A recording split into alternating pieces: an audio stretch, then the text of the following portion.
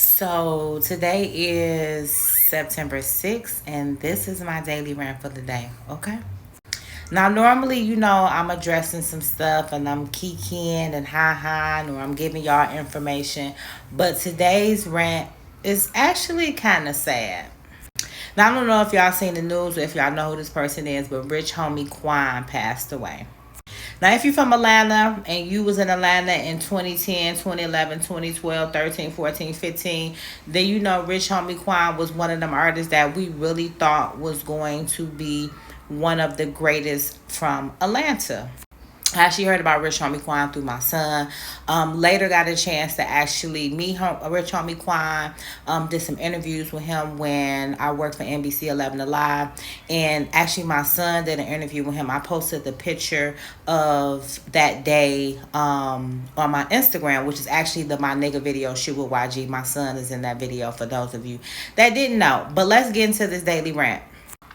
So apparently, Rich Homie Quan died of an overdose, and his girlfriend found him and called 911. Right now, this is my thing. Okay, granted, we in the internet age, and nothing is considered private. But I found it kind of disheartening that the gossip blogs were posting the 911 call of his baby mama girlfriend, living girlfriend, whatever, calling 911 saying how she found Rich Homie Quan unresponsive. Now, it's two things that bother me about this, okay? The first thing is, like, are people that nosy? Why is this being posted? Why is the 911 call being posted? Do we really want to hear it? And I listened to it. I listened to probably like the first 30 to 45 seconds, and then I turned it off because it really was disheartening for me. Because Rich Homie Quan, like Takeoff, was one of them artists that when they passed, I really felt like kind of sad for them and their family or whatever. The second thing is apparently he died of a drug overdose. Now, this is my thing. And this, Rich Homie Quan is 34, so I feel like I can speak because that's a demographic that is watches my content.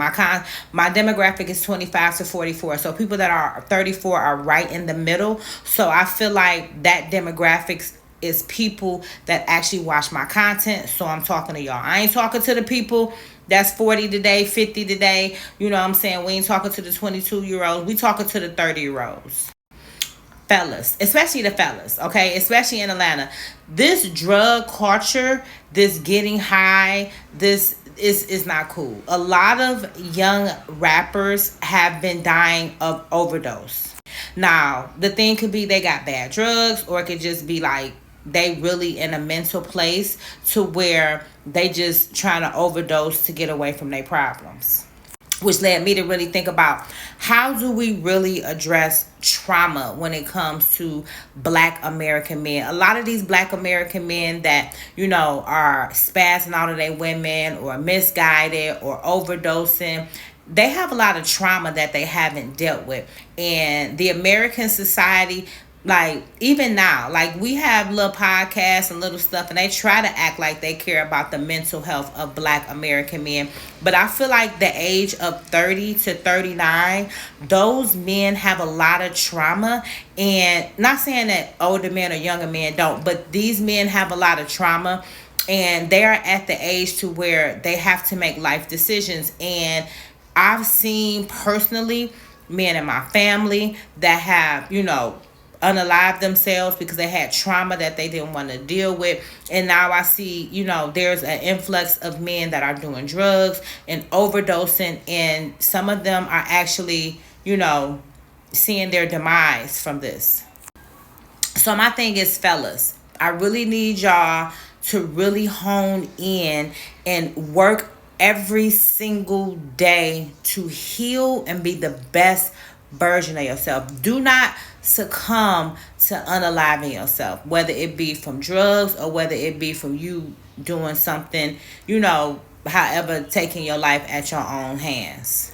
And ladies, if you are dating a man, or you're in that age between 30 and 39, a lot of it too, like these men have a lot of trauma, a lot of issues that they don't have anyone to talk to, right? And then you coming in with this, oh, it's cute to be toxic mindset, is only pushing them over the edge. That being toxic, oh, I'm gonna cuss them out, or we gonna be this. You really don't know what really be going on in these men's minds. And then when something like this happened, and you're like, oh, maybe I should have. Yeah, you should have. That toxicness, that overstimulation, that generation, y'all need to really fix it. Y'all really need to evaluate yourself, because at the end of the day, stories like Rich Homie Quan overdosing, or stories of, young black men unaliving themselves. It really, because I have a son and I'm really big on always talking to him about his mental health, his emotional health, his spiritual health. That's more important to me than his financial health, than his physical health. Like, his mental health is what helps him to be financially stable, is what helps him to be physically stable. If he not right emotionally and mentally, then everything else falls out the window. And especially now, since he's becoming a father, I'm really adamant about making sure that my son's mental and emotional health is intact. It's really sad, because now Rich Homie Quan left family behind. He left children behind. I'm pretty sure the girl that found him is going to be traumatized for the rest of her life. And this is a really sad story, because I feel like Rich Homie Quan has not reached the pinnacles that I felt he should have been, like, you know what I'm saying? He should have been up there, right? And here we are now, another black American man that is not going to be around to watch his children grow up. Another black American man that is took his trauma and his issues with him, because I'm pretty sure, because I know the Atlanta culture, they don't really, like, what's the word I'm looking for? They don't really put emphasis on the emotional and mental health of the men there. They care about the clothes. They care about the hypersexuality. They care about the lifestyle. They care about packaging themselves. But what about the mental health?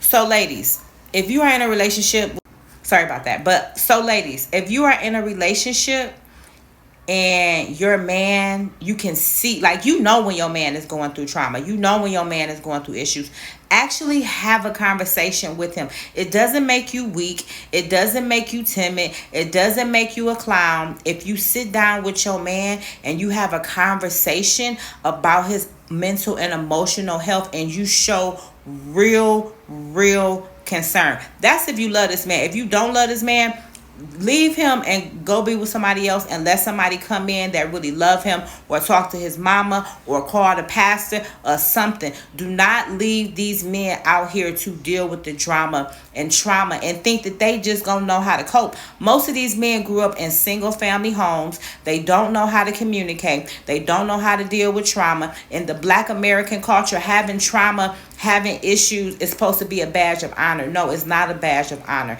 It's one of the saddest things that our black men are supposed to cope with, and it's supposed to be normal. Having issues, having trauma, having struggles should not be normalized, especially when it comes to a man who is a father. So I'm really sad about this, Rich Homie Quan. It really, like, because being in the industry, when you know people or you've met people and you've been able to be around their energy and their frequency, it hits a little different, right? And he was one of the people, and I'll talk about other artists, but he was one of the people where I loved his energy from day one. So rest in peace to Rich Homie Quan. Take off. Like, this really was sad to me. But anyway, that's my daily rant for today. I'm out, boo. Peace.